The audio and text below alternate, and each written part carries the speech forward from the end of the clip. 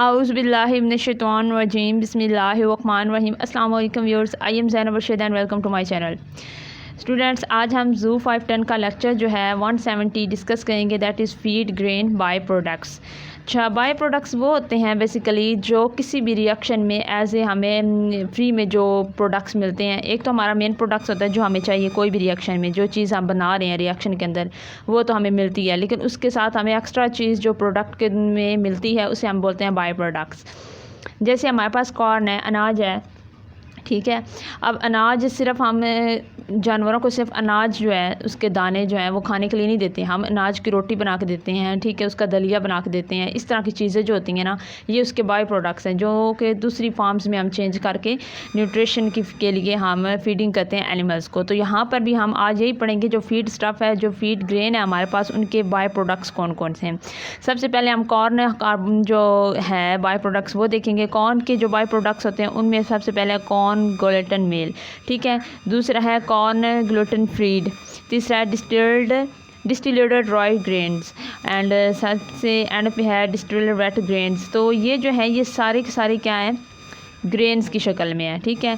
Dried grains, distilled dried grains वो होते हैं वो दाने जो खुश्क करके हमने धोकर डिस्टिल्ड करके साफ़ सुथरे जरासीमों से पाक करके ग्रेन्स रखे होते हैं खाने के लिए। और डिस्टिल्ड वेट ग्रेन्स वो होते हैं जो गीले ग्रेन्स होते हैं, ठीक है, जिनको गीला करके उनको भिगो के पानी में रख दिया जाता है और उनको गीला करके खिलाया जाता है। ये आम वर्डिंग में सिंपल बता रही हूँ आप लोगों को। अब आपने इसमें याद क्या रखना है, सबसे पहले तो इन कॉर्न के जो बाय प्रोडक्ट्स हैं उनके नेम याद रखने हैं। Corn gluten meal, corn gluten feed, distilled dried grains and distilled wet grains. अब इनकी कंपोजिशन, इनके अंदर क्रूड प्रोटीन्स की कितनी और क्या क्या चीज़ें मौजूद हैं क्या न्यूट्रिशन के तौर पर, वो आपने MCQs के लिए याद रखना है। जैसे कॉर्न ग्लूटेन मील के अंदर dried residue remaining after removal of most of the starch, germs and brain. हम इसके अंदर स्टार्च, जर्म और ब्रेन जब उतार देते हैं उसके बाद जो हमें कॉर्न के पास जो प्रोटीन बनती है उसके जो हिस्सा बचता है उसके अंदर प्रोटीन होती है 46 to 60% crude protein. Crude protein मैं ऑलरेडी भी बता चुकी हूँ कि ओवरऑल जो नॉन अमोनिया और अमोनिया की जो प्रोटीन होती है, प्रोटीनियस जो होते हैं प्रोटीन पार्ट, और नॉन जो प्रोटीनियस पार्ट यानी अमोनिया वगैरह की जो प्रोटीन ओवरऑल जो बॉडी के में मेटाबॉलिज्म से बनती है उसे हम बोलते हैं crude protein. Corn gluten feed का आपने याद रखना है, इसके अंदर क्रूड प्रोटीन कितनी होती है 20 से 25%। बस ये इधर से आपने MCQ याद रखना है। और डिस्टिल्ड ड्राइड ग्रेन्स के अंदर 27% तक होती है क्रूड प्रोटीन और 11% 9 से 11% की रेंज के अंदर क्रूड फाइबर्स होते हैं। CF stand for crude fibres, ठीक है। आगे डिस्टिल्ड वेट ग्रेन्स, ये होते हैं by product of ethanol production usually restricted to geographical area close to distiller. अब ये जो है हम ग्रेन्स उस जगह पे उगाते हैं जहाँ पर हमारे पास डिस्टिलर भी जो है जियोग्राफिकल उस एरिया में जहाँ पे डिस्टिलर अवेलेबल हो, जहाँ पर जल्दी से साफ़ सुथरा इनको करके डिस्टिल कर सकते हैं, ठीक है। Will ferment if not used quickly, ठीक है। अगर हम इन गीले दानों को, गीली जो खुराक है इसको फ़ौरन गीला करने के बाद इस्तेमाल ना करें तो इसको क्या होगी, फफूंदी लग जाएगी, फर्मेंट होगा, फिर वो खाने के काबिल नहीं रहेगा। उसके बाद वीट बाय प्रोडक्ट्स में भी यही आता है, जैसे कॉर्न में था, इसके अंदर क्या क्या है आपने वो वीट मिडलिंग्स, ठीक है, मिडलिंग्स दलिया जो होता है इसमें कितनी किस्म की प्रोटीन्स है 16 to 18% क्रूड प्रोटीन्स है, ये आपने याद रखना है। उसके बाद हमारे पास आ जाता है सोयाबीन हिल्स। सोयाबीन जो प्लांट है उससे जो सोयाबीन हल्स जो उसका सोयाबीन का प्रोडक्ट है उसके अंदर क्रूड प्रोटीन 12% है और 78% टोटल डाइजेस्टेबल न्यूट्रिशन है उसके अंदर। तो ये आपने इसके अंदर चीज़ें याद रखनी है, MCQs के लिए ये रखनी है। और जो सोयाबीन हल्स होते हैं ये बहुत ज़्यादा फ्लेक्सिबल होते हैं, यानी हर ऑर्गेनिजम्स को ये उसके मेटाबॉलिज्म से फ्लेक्सिबल है, उससे मिलता है। नेक्स्ट हमारे पास आ जाता है 171 जो है characteristic of roughages feed stuff, ठीक है। रफ एज जो फीड स्टफ़ है इसकी करैक्टरिस्टिक आ जाती हैं। सबसे पहले तो आपको रफ एज का पता होना चाहिए। रफ एज हर जो है जो फीड की फार्म है वो रफ एज में शामिल है, ठीक है। बेसिकली दो तरह की रफ एज जो होती है वो खुश्क फीड को बोलते हैं, जिसमें हे आ जाता है, खुश्क दाने आ जाते हैं, ठीक है, खुश्क रोटी आ जाती है जो एनिमल्स को हम खिलाते हैं, जो भी फार्म है रफ एज। अब what are the characteristic of roughage feed stuff, ये शॉर्ट क्वेश्चन आ सकता है, तो आपको पता होना चाहिए ये करैक्टरिस्टिक क्या होनी चाहिए। एनर्जी में लो होना चाहिए और फाइबर में ज़्यादा होना चाहिए, इनके अंदर मिनरल कंटेंट ज़्यादा होना चाहिए। एक्सट्रीमली प्लेटिबल टू रूमिनेट्स, जो रूमिनेट्स हैं, ठीक है, उनके लिए ये प्लेटेबल होना चाहिए, यानी वो इसको निकल सकें और हज़म भी कर सकें। न्यूट्रिटिव है इसकी जो वैल्यू है वो एक्सट्रीमली वेरिएबल, यानी हर ऑर्गेनिज्म के लिए इसकी न्यूट्रिशन जो है ना वो मुख्तलिफ होनी चाहिए इसकी ऑर्गेनिज्म की ज़रूरियात के मुताबिक। Limited inclusion in beef finishing diets including forms wine rations, ठीक है। तो बीफ के लिए इसके लिए और इसकी महदूद होगी, यानी बीफ जो होगा उसके लिए इसकी वैल्यू जो होगी खुराक की वो और होगी, और सामान के लिए क्या होगी और होगी। तो ये मुख्तलिफ रेशोज़ होती हैं। Must be present in dairy ratios to maintain health, ठीक है। जो हरा फेज है उसमें इतनी न्यूट्रिशन होनी चाहिए कि वो पूरी ओवरऑल जो डेयरी की हेल्थ है डायरी की वो जो है मेंटेन कर सके। रिमन और मिल्क फैट कंटेक्ट इसके अंदर पूरा होना चाहिए। प्रोटीनियस हरा फेज कौन कौन से होते हैं वो भी हम आगे देखते हैं। नेक्स्ट हमारे पास आता है अल्फ़ा अल्फ़ा। अल्फ़ा अल्फ़ा जो है ये एक पौधे का नाम है। इस पौधे की हम क्या कर सकते हैं, इस पौधे को हम खुराक के तौर पर इसके पत्तों को, इसकी टहनियों को, ब्रांचों को हम जानवरों को खिलाते हैं, ठीक है। हर्टली एक्सटेंशन रूट सिस्टम, यानी इसका वाइडली एक्सटेंसिव रूट सिस्टम है।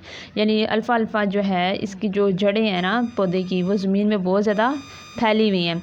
मे बी पास्टर्ड ब्लैड मिलेट और इंसेल्ड, यानी इसके पौधों को हम क्या कर सकते हैं, ठीक है। इसको पास्टर्ड के तौर पर इस्तेमाल कर सकते हैं। इसके जो है ये इंसेल्ड का मतलब क्या है, किसी चीज़ को स्टोर करके उसे महफूज करना कर सकते हैं। इसके अलावा एक न्यू जहाँ पे ब्लेड लिखा हुआ है, मिलेट लिखा हुआ है, इसका क्या मतलब है।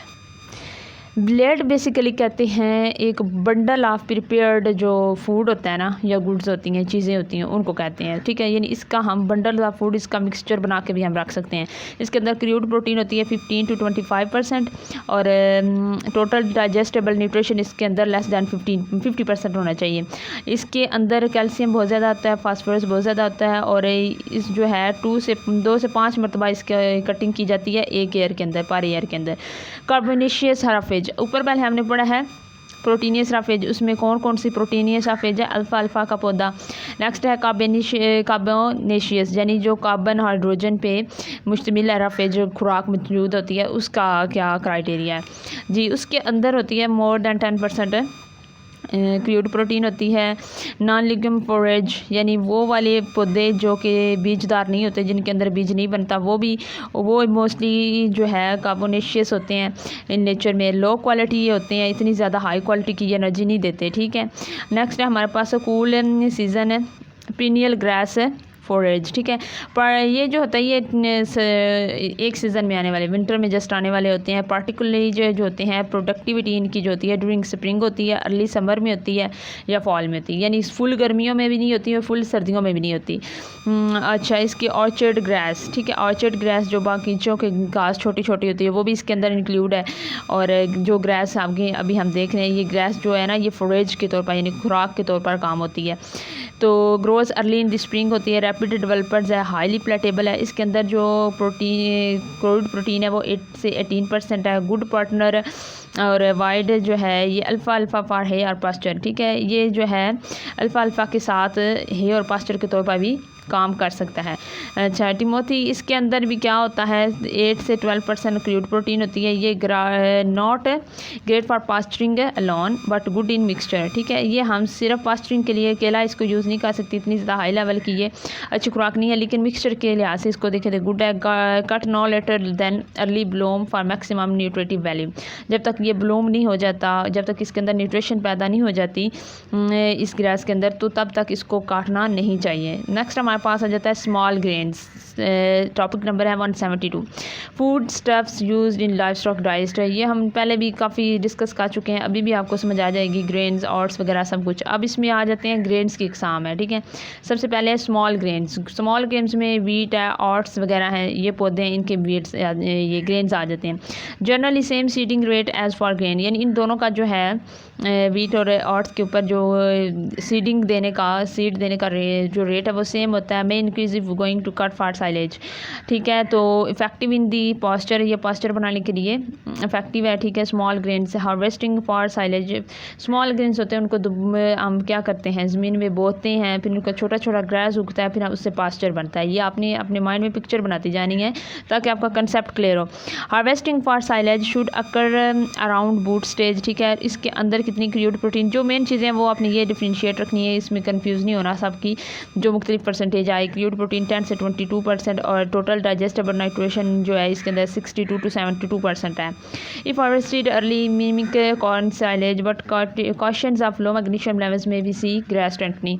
वो क्या कहते हैं, अगर हम ग्रास के अंदर मैग्नीशियम का लेवल कम हो जाएगा तो वो ग्रास की टेटनिंग यानी ग्रास को जो है स्ट्रेचिंग काज करेगा। वो ग्रास के अंदर एक मैग्नीशियम लेवल की वजह से मैग्नीशियम की कमी आ जाएगी तो वो टेटनिंग काज करेगा उसके अंदर। नेक्स्ट है कॉर्न साइलेज। कॉर्न का साइलेज का यानी कॉर्न का साइलेज बनाना, ठीक है। कॉर्न का जो हमारे पास चारा होता है जो हम सब देते हैं फीड जानवरों को, उसे चारा ही बोलते हैं ना, उस चारे का अचार बनाना, ठीक है, इसे कहते हैं उर्दू में। मोस्ट पॉपुलर साइलेज है, बहुत ज़्यादा यूज़ होता है, एक्सट्रीमली प्लेटिबल, बहुत ज़्यादा हाई न्यूट्रिशन है और बहुत ही ज़्यादा जो है ये प्लेटिबल है, यानी इजीली सब जानवर इसको निकल और हजम कर सकते हैं, एवरी ऑर्गेनिज्म जो जानवरों में। Moderate to high energy, low in protein होता है, may not be most efficient in finishing diet, में वैराइटीज़ अवेलेबल इसकी हैं, बहुत ज़्यादा वैराइटीज़ में ये कॉर्न मौजूद होता है। हमने कॉर्न की जो है डिफरेंट बायो प्रोडक्ट्स देखे हैं, उसके हवाले से इसके डिफरेंट साइलेज बनेंगे। हाई जो होता है इनका ग्रेन कॉन्टैक्ट होता है।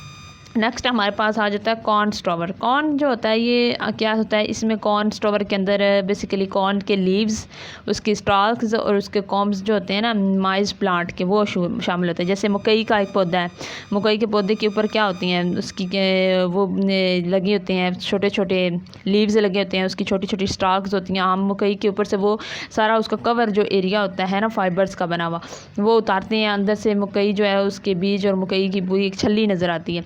तो जो छल्ली के ऊपर से जब हम दाने उतार लेते हैं, जो नीचे वाला बगैर दानों का हिस्सा बचता है उसे हम बोलते हैं कॉब्स है, ठीक है। तो इन सब का मजमुआ जो लीव्स हैं, स्टॉक्स हैं, कॉब्स है, उसको हमको बोलते हैं कॉर्न स्टोवर, ठीक है। ये बहुत ज़्यादा एनर्जी का हमल होता है। इसका भी हम क्या करते हैं, harvested at just after grain harvest. जैसे ही ये जो है ग्रेन हासिल होता है, छल्ली पकती है, तो हम इसको हार्वेस्ट कर लेते हैं, काट लेते हैं, फिर इसको स्टोर करते हैं, सील्ड करते हैं। Should be fairly fine chopped to ensure packing. फिर इसको अपनी डिज़ायर्ड फॉर्म के अंदर जिसमें हम चाहते हैं कि इसको छोटा छोटा बारीक कर लें, चॉप्ड करके, ताकि अपनी मर्ज़ी की पैकिंग कर लें। गुड फॉर विंटरिंग कैटल, ये जो सर्दियों की कैटल है उसको खिलाने के लिए बहुत ज़्यादा गुड होती है। सम बट हाई इन एनर्जी, और दूसरों की निस्बत इसमें एनर्जी ज़्यादा होती है। नेक्स्ट आ जाता है हमारे पास short question, right method of utilizing forage. Forage को यूटिलाइज करने का तरीका बताया। मैंने फोरेज का पहले भी बताया था, फोरेज क्या होते हैं, बार बार साथ बता रही हूँ कि वेजिटेबल ये मटेरियल होता है जो कि किसी भी शक्ल में हो सकता है, जहाँ तो वो खुश्क हो सकता है या फिर वो गीला हो सकता है या फिर वो फ्रेश होता है। यानी घास है, अगर वो खुश्क होगी तो हे कहलाएगा, अगर वो गीला है तो फ्रेश लश जो ग्रास है वो कहलाएगा। तो इस तरह ये सारी जो ग्रासेस और फीड की इकसाम है उसे हम फोरेज बोलते हैं। इसमें फोरेज के अंदर जो यूज़ करने का यानी घासेस जो हैं, ग्रासेस है, मुख्तलिफ इकसाम है घास की, उनको यूज़ करने के मुख्तलिफ तरीके। एक तो है पास्चर। पास्चर वो एरिया होता है, वो मैदान होता है जहाँ छोटी छोटी घास उगी होती है और हम जो एनिमल्स हैं वहाँ पे फ्रीली छोड़ देते हैं, वो खुद ही जो है ना खाते पीते रहते हैं। ये मेजर फीड है बहुत ज़्यादा डायरी के लिए, बीफ के लिए और हॉर्सेस के लिए। For certain situation the most profitable, और ये बहुत ज़्यादा क्या है प्रॉफिटेबल है, बंदे को ये प्रॉफिट भी देता है। एडिशनल पास्चर क्वालिटीज़, पास्चर की क्वालिटीज़ क्या होनी चाहिए, ये ड्यूरेबल होना चाहिए for longevity and to stand up against the foot traffic. अगर पास्चर है उसके ऊपर हम ढेर सारे एनिमल्स छोड़ देते हैं तो वो पास्चर जो होगा, वो मैदान जिसमें छोटी छोटी ग्रास उगी हुई है, वो ख़राब हो सकता है फूड ज़्यादा जो है फूड ट्रैफिक से। फूड ट्रैफिक क्या है, यानी हम ज़्यादा वहाँ पे ऑर्गेनिज्म छोड़ रहे हैं तो ज़्यादा ऑर्गेनिज्म चलेंगे और उसके ऊपर बर्डन बढ़ेगा। नेक्स्ट है growth start early in spring continue late through fall, ठीक है। स्प्रिंग्स में इनकी ग्रोथ स्टार्ट होती है और लेट आखिरी जो है फॉल तक इनकी जारी रहती है। इनके अंदर डिफरेंट प्लांट वैराइटीज़ यूज़ होती हैं, जैसे वो हम प्लांट वैराइटीज़ कौन कौन सी यूज़ करेंगे जिससे हमें फ़ायदा ज़्यादा हो, ग्रेटर यील्ड हो, बेटर न्यूट्रिशन वाली हो और उसके अंदर न्यूट्रिएंट भी ज़्यादा हो, ठीक है, ताकि वो ग्रेजिंग के दौरान यानी घास चुगने के दौरान जो है पास्चर के अंदर उसको फ़ायदा हो एनिमल को। मोनीटर क्वालिटी और ग्रोथ, इसकी क्वालिटी और ग्रोथ को हमें मोनीटर करते रहना चाहिए, क्या आया कि इसकी क्वालिटी ठीक है या नहीं है। नेक्स्ट हमारे पास आ जाता है पैडॉक्स, ठीक है। पैडॉक्स क्या है, इसका आपको डेफिनेशन आनी चाहिए और इसके यूज़ आने चाहिए। अच्छा, आपने अक्सर देखा होगा, अगर मैं आपको एग्जांपल देती हूँ, जैसे हार्सेस हैं, घोड़े हैं, ठीक है, उनके लिए एक मैदान बनाया जाता है जिसके अंदर हम हार्सेस को छोड़ देते हैं। ये जो मैदान होता है इसकी दीवारों के ऊपर ना कुछ इस तरह करके बैरियर्स लगाई जाती हैं, ठीक है। इस तरह बैरियर्स लगाई जाती हैं जिसके अंदर से वो बाहर नहीं निकलता। वो कंक्रीट की बनी हो सकती हैं या लोहे की या प्लास्टिक की। उन बैरियर्स को हम बोलते हैं पैडॉक्स। पैडॉक्स का क्या मतलब होता है कि हम जितने भी एक बड़ा सा अगर मैदान है उसके अंदर ग्रास उगी हुई है, पास्चर बना हुआ है वो, अब उस के अंदर हम उसके दो हिस्से कर देते हैं पैडॉक्स लगा के, दरमियान में एक बैरियर लगा देते हैं। कुछ एनिमल्स इस जगह पे छोड़ देंगे, कुछ एनिमल्स इधर छोड़ देंगे ताकि ओवर ग्रेजिंग ना हो। ओवर ग्रेजिंग होगी तो हमारा पास्चर हमेशा के लिए ख़त्म हो जाएगा, वहाँ पर उस दोबारा उगाने की मुश्किल होगी। तो ये जो पैडॉक्स है ये क्या करता है, ओवर ग्रेजिंग को रिड्यूस करता है। Increase carrying capacity of the pasture, और जितना ज़्यादा पास्चर के अंदर ग्रास खाया जाएगा उतना वो और ज़्यादा कैरिंग करेगा, उसको उगाएगा, तो ये इंक्रीज़ करेगा उसकी कैपेसिटी को। Cost more to maintain manage with mowing fertilisation और हर्बिसाइड्स इफ़ नेसेसरी। इसका क्या मतलब है, कहते हैं ये दीवारें बनाने जो है ये हमें बहुत ज़्यादा कॉस्ट है, ये महंगी हैं मैनेज करने में, बनाने में, पूरी कंस्ट्रक्शन एरिया बनाने में। मोइंग का मतलब होता है कटाई करना, ठीक है। तो कहते हैं जितनी ज़्यादा आप देखे होंगे कि जो हम लॉन वगैरह बनाते हैं उसमें छोटी छोटी घास उगी होती है, उसकी बाकायदा कटिंग की जाती है, तब वो जो होता है वो डिसेंट सा लॉन लगता है, प्यारा लगता है। तो इसी तरह जो पास्चर होता है उसकी बाकायदा मेंटेन करने के लिए मोइंग की जाती है, कटिंग की जाती है, फिर उसके अंदर जो मुख्तलिफ हर्बिसाइड्स हैं वो डाले जाते हैं ताकि उसके अंदर जो है हर्बिसाइड उगे और पेस्टिसाइड ना आए। अवॉइड ग्रेजिंग इन वेट, तो ये क्या करता है, गीला अगर मौसम सर्दियाँ हैं या बारिश के है तो वेट पास्चर को अंदर ग्रेजिंग को भी रोकेगा, दीवारें होंगी तो नहीं जाएगा कोई भी जानवर अंदर। और इसी तरह ये है कि इसके अंदर इसका जो एरिया वो कितना होना चाहिए, एक जो एनिमल है उसको एक जगह कितनी घेरता है पास्चर के अंदर, 1 से 2 एकड़, ठीक है। 1 से 2 एकड़ जो है वो एक एनिमल यानी पर को के लिए एक पास्चर के अंदर जगह होनी चाहिए। और अगर जो 10 to 20 एरियाज़ जो हैं वो पर को के लिए भी बनानी चाहिए। तो आज की वीडियो को इतना ही, वीडियो लंबी हो जाएगी। अगर कोई आपका क्वेश्चन है तो आप वीडियो की डिस्क्रिप्शन में पूछ सकते हैं, और ये फ़ाइल जो है ये इंशाल्लाह कल तक कंप्लीट हो जाएगी, मैं इस वीडियो की डिस्क्रिप्शन में भी दे दूँगी। तो आज के लिए इजाज़त दीजिए, अल्लाह हाफ़िज़।